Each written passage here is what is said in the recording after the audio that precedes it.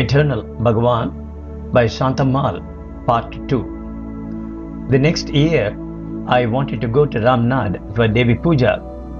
When sitting in the hall in meditation, I saw, instead of Bhagavan, a little girl of about 2 years old. She was full of charm and splendor, intensely alert and powerful, radiating a golden brilliance. Soon the vision vanished and I saw Bhagavan again. I understood that he was the goddess I wanted to worship in Ramnad. Where was the need of a pilgrimage to a goddess when I was daily serving him from whom all gods eternally were born? One morning, a European came on a horse carriage to the ashram and went straight to Bhagavan. He wrote something on a piece of paper and showed it to Bhagavan. Bhagavan did not answer. Instead, he gazed at the stranger with unwinking eyes. The stranger was staring back at him. Then Bhagavan closed his eyes and the stranger also closed his. They stayed without moving. At mealtime, the meals were served, but Bhagavan would not open his eyes. Madhavaswami, the attendant, got Bhagavan's water pot and stood ready to lead Bhagavan out of the hall. Bhagavan would not stir. We felt afraid to go near. Such was the intensity around him. His face was glowing with a strange light. The guests in the dining hall were waiting and the food before them was getting cold. Chinnaswami was talking loudly to attract Bhagavan's attention. Even vessels were banged about, but all in vain. As the clock was striking 12, Bhagavan opened his eyes. They were glowing very brightly. Madhavaswami took up the water jug. The European got into the carriage and went away. It was the last we saw of him. We did not even get his name. Everybody was wonderstruck at the great good fortune of the man to have received such immediate initiation from Bhagavan. During those days, I had a dream. A resplendent lady with a luminous face was seated by Bhagavan's side on the sofa, and Bhagavan was adorning her with meticulous care.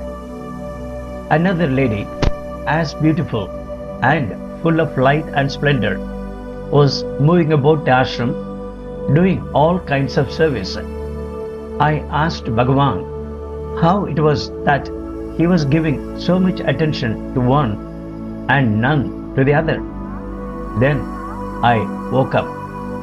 When I told my dream to Muruganar, he told me that it was true that an invisible being was always near Bhagavan. She was the goddess of salvation, and Muruganar had composed several songs about her. In the afternoon, Bhagavan, Muruganar, and I were sitting around a big brass plate, preparing sweets for the coming festival. I asked Muruganar to tell my dream to Bhagavan. When he started, Bhagavan said, "What are you, her attorney?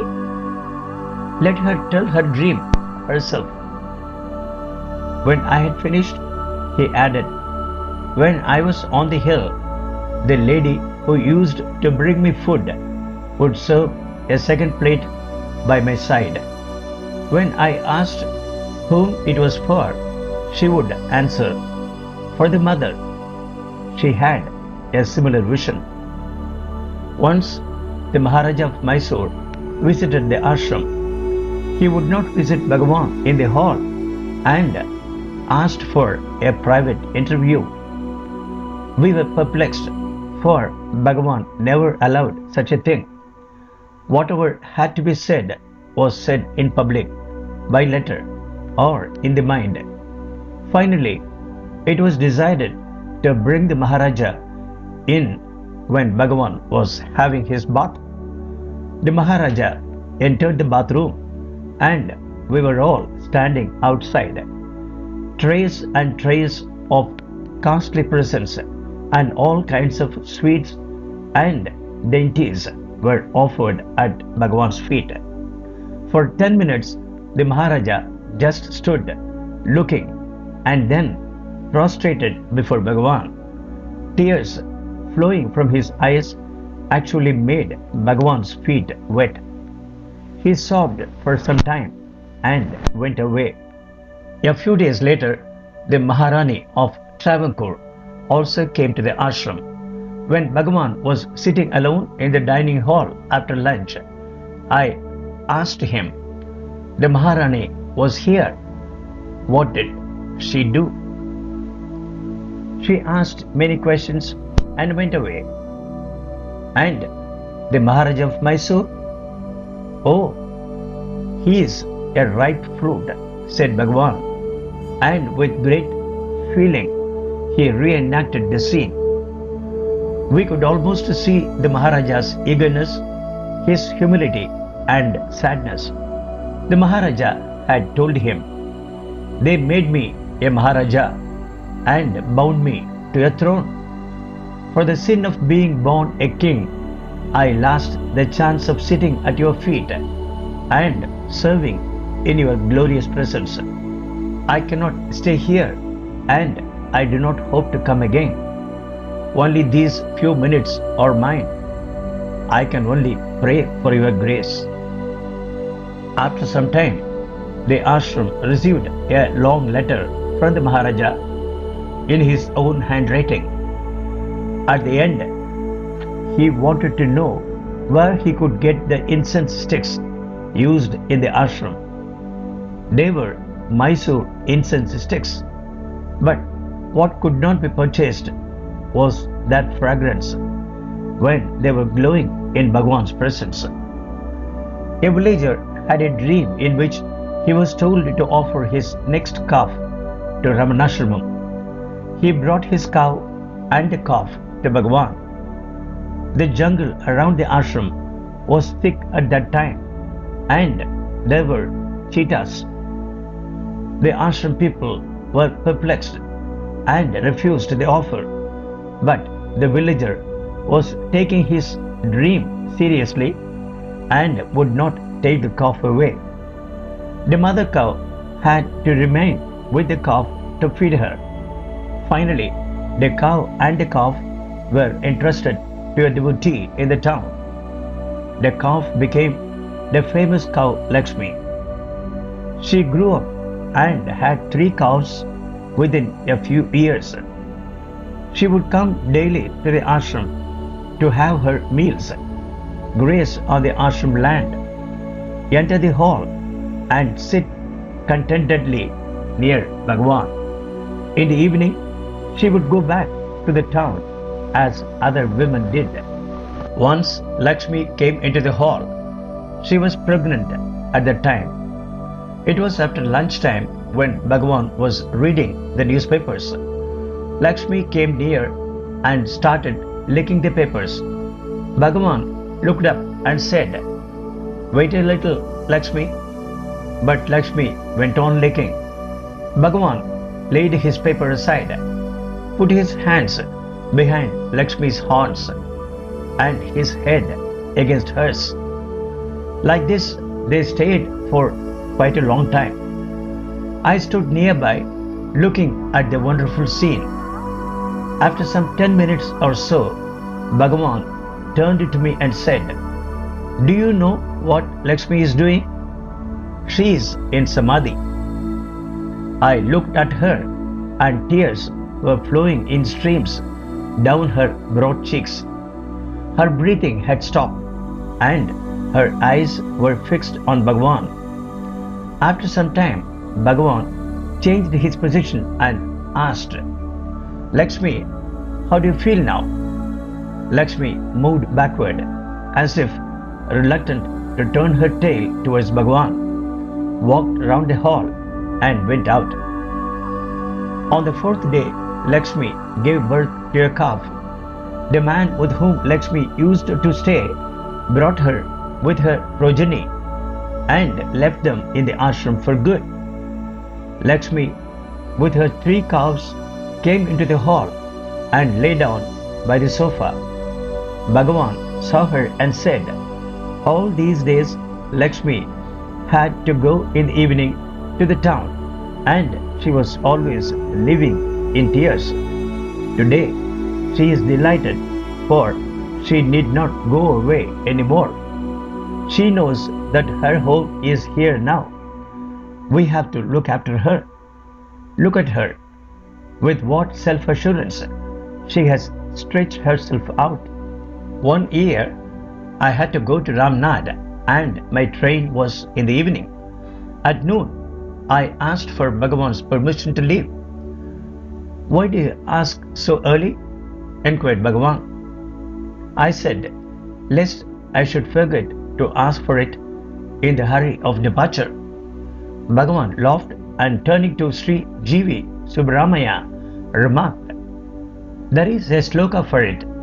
He then recited a Sanskrit verse which runs, oh my Lord, at the time of leaving this world, I may not remember your name. So I am pleading with you now. Take charge of me at the time of my death. In the end, I could not go that night. The next morning, when I was serving the breakfast idlis, Bhagavan said to Sri Subramaya, look at her. She took my permission to go, but she did not ask for permission to stay. In the early days of the ashram, a paraya, a man of the lower caste, used to stand near the well and accompany Bhagavan whenever he would go up the hill. One day Bhagavan called him near and said, go on repeating Shiva, Shiva. It was very unusual for an untouchable to receive this kind of initiation. He could never have secured it without Bhagavan's infinite grace. After that, the man disappeared. Once, a sannyasi came and stayed in the ashram for 3 weeks. On the last day, he came near Bhagavan and said, Swami, I am satisfied in every way with my stay in the ashram. Now I pray, fill my heart. Bhagavan got up and held the sannyasi's hands. They stood thus for a long time. Then the sannyasi prostrated before Bhagavan and said, now I am blessed. With that he departed. Thus would Bhagavan give enlightenment with a word, a look, a touch, or in deep silence. In those days, before Bhagavan took his meals, he would go around and see if all the animals, like dogs and birds, had been properly fed. Then he would go and see if the cattle were looked after well. Even idlis had to be given to the cows and cows. Sometimes the ashram idlis were all eaten up by the cows, and we had to send to the town for more, lest Bhagavan should reproach us for stingy cooking. Then he would see that the beggars at the ashram gate were also fed. If there was no bean soup, rasam, ready for the beggars to go with their rice, he would order sambar to be distributed. During Kartikeya festival, beggars from all over South India would collect at Tiruvannamalai in vast crowds, and they would flock to the ashram for an assured meal. Once they became so unruly that the attendants refused to serve them. The matter was discussed among the workers, and it was decided to abandon the distribution of food to beggars. That night, I had the following dream. Bhagavan's hall was full of devotees. On the sofa appeared a small creature which gradually grew until it became a huge, bright red horse. The horse went round the hall, sniffing at each devotee in turn. I was afraid he would come near me.